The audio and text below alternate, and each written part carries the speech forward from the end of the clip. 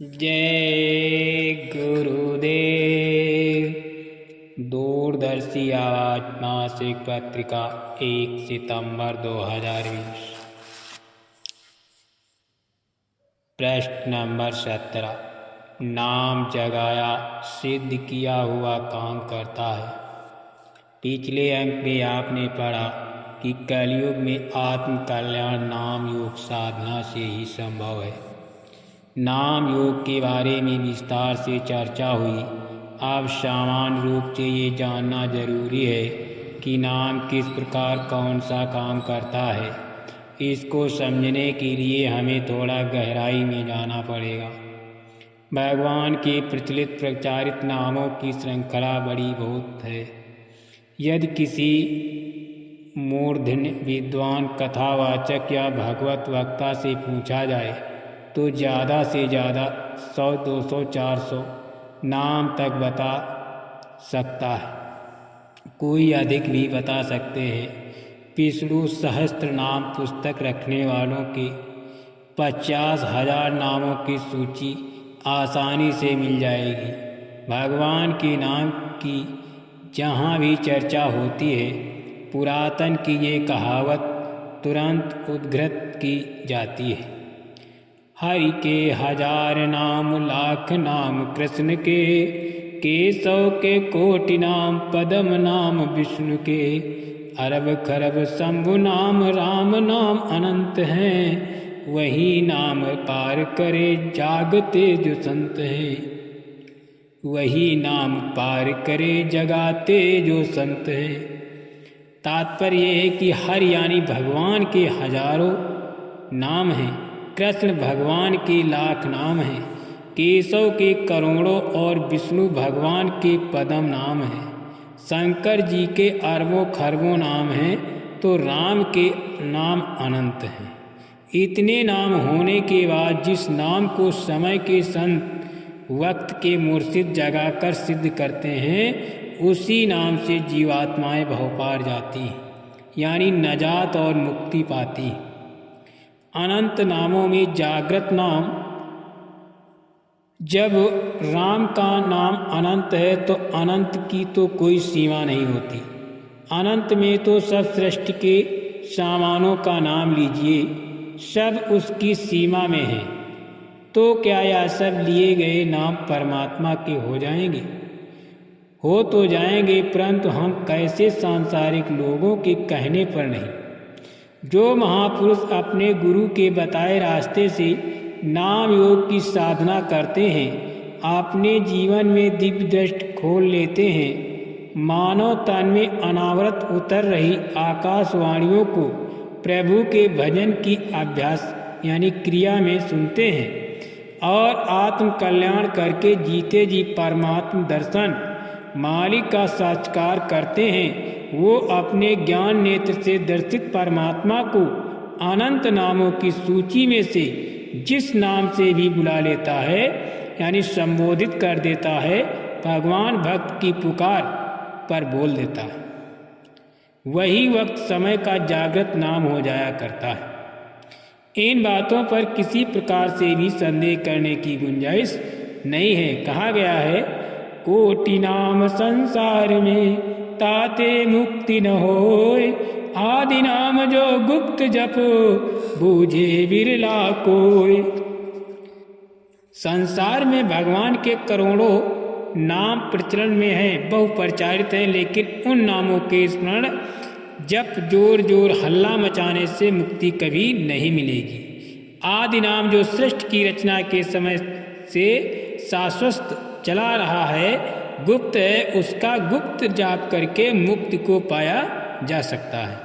इसको कोई कोई महापुरुष की कृपा से समझ पाता है और उस पर समझौती पर चल पाता है। सुमिरन ध्यान और भजन करके भवसागर को जीवन में ही पार कर लेता है। नाम जागरण का रहस्य। जिस प्रकार दीपावली की अमावस्या को लोग सांप, बिच्छू तथा अन्य जहरीली जानवरों के काट लेने या डंक मारने अथवा डस लेने पर जहर उतारने का मंत्र जगाते हैं, कुत्ता, सियार, बंदर जैसी रेबीज रोग फैलाने वाले पशुओं के काटने पर जहर का असर खत्म करने हेतु मंत्र जगाए जाते हैं। किसी को नज़र टोना लग जाए तो दृष्टि हरण हेतु मंत्र जगाए जाते हैं। दीपावली का जगाया हुआ मंत्र 1 साल तक काम करता है। अगले वर्ष आने वाली दीपावली को पुनर्जागरण करके उसकी शक्ति का संचय संवर्धन किया जाता है। आम मान्यता है कि यदि दीपावली की रात्रि में मंत्र को दोबारा न जगाया गया तो धीरे धीरे उसकी शक्ति क्षीण होने लगती, मंत्र का असर कम होने लगता। गांव के लोग कहते हैं कि दीपावली को मंत्र न जगाने के कारण इनका मंत्र फेल हो गया, संकल्पित शक्ति का प्रभाव जाता रहा, मंत्र निष्प्रभावी हो गया।